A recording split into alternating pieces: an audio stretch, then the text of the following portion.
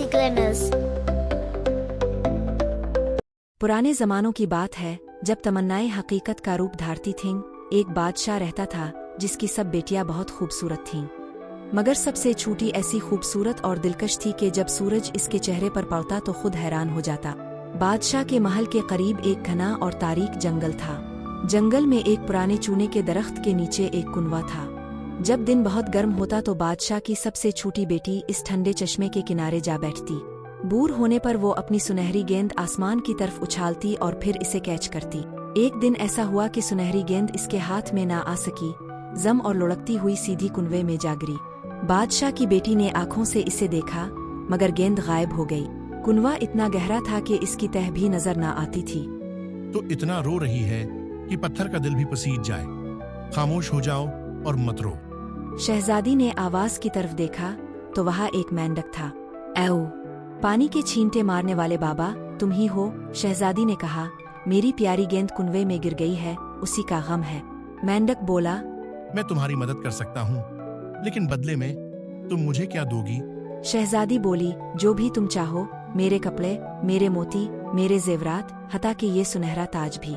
मेंढक ने कहा, मुझे न तुम्हारे कपड़े चाहें, न ज़्योर, न ताज।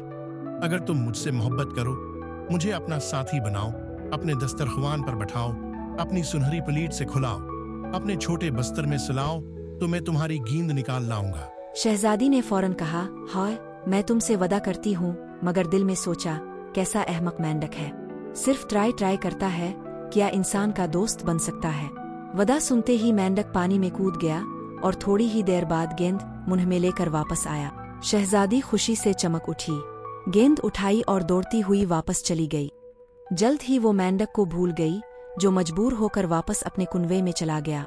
अगले दिन जब शहजादी बादशाह और अलिफामरा के साथ दस्तरखान पर बैठी थी, सुनहरी प्लेट से खा रही थी, तो कुछ छपाक छपाक की आवाज मार्बल की सीढ़ियों पर सुनाई दी। शहजादी, ऐ सबसे छोटी शहजादी, दरवाजा खोलो मेरे लिए। क्या भूल गई हो जो कहा था तुमने ठंडे पानियों के किनारे कल? वो डर गई, दरवाजा बंद करके वापस बैठ गई। बादशाह ने पूछा, बेटी डर क्यों गई हो? बाहर कोई देव है? नहीं अब्बा, वो तो एक कराहत अंगेज मेंढक है। क्या चाहता है वो? शहजादी ने सारा माजरा बताया, कुनवे, गेंद, वदा और वापसी। मेंढक ने फिर कहा, शहजादी, ए सबसे छोटी शहजादी, क्या भूल गई हो जो कहा था तुमने ठंडे पानियों के किनारे कल? बादशाह बोला, जो वदा किया है इसे पूरा करना चाहिए। शहजादी ने दरवाजा खोला।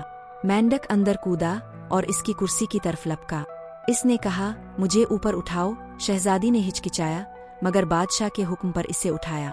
शहजादी ने बेदिली से ऐसा किया। हर नवाला इसे गिरा गुजरता था, मगर मेंढक लज्जत से खा रहा था। आखिरकार मेंढक बोला, मैं शेर हो गया हूँ, अब थका हुआ हूँ, मुझे अपने कमरे में ले चुल्लू, रेशमी बिस्तर तैयार करो, हम सोने जाएंगे। शहजादी के आंसू निकल आए।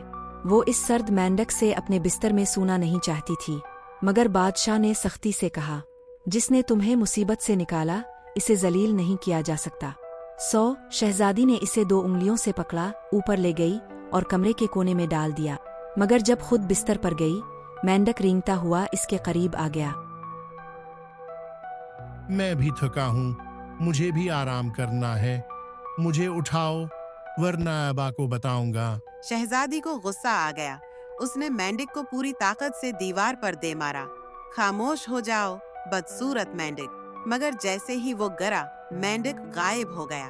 वहाँ अब एक खूबरू शहजादा खड़ा था, नर्म आंखों वाला, नरमी से लबरेज। एक जालिम जादूगरनी के जादू से मैं मेंढक बना था। अब तुम्हारे वालिद के हुक्म से तुम मेरी साथी और मेरी मलिका होगी।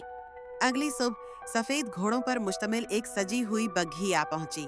सबके सरों पर शुतुरमुर्ग के पर थे और सुनहरी जंजीरों से लगामें बंधी थीं। बग्घी के पीछे वफादार हेनरी खड़ा था, शहजादे का खिदमतगार। जब इसका आका मेंढक बना, इसने अपने दिल के गिर्द 3 लोहे की पट्टियां बंधवा ली थीं, ताकि गम से इसका दिल फट ना जाए। शहजादा और नौबयाहता दुल्हन बग्घी में सवार हो गए। रास्ते में एक तड़ाक की आवाज आई।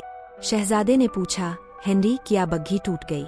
नहीं आका, ये बग्घी नहीं, ये मेरे दिल की वो लोहे की पट्टी है जो अब की तकलीफ के वक्त बांधी गई थी और अब खुशी में खुद ब खुद टूट रही है। ऐसा 3 बार हुआ, हर बार एक पट्टी खुशी में टूटती गई।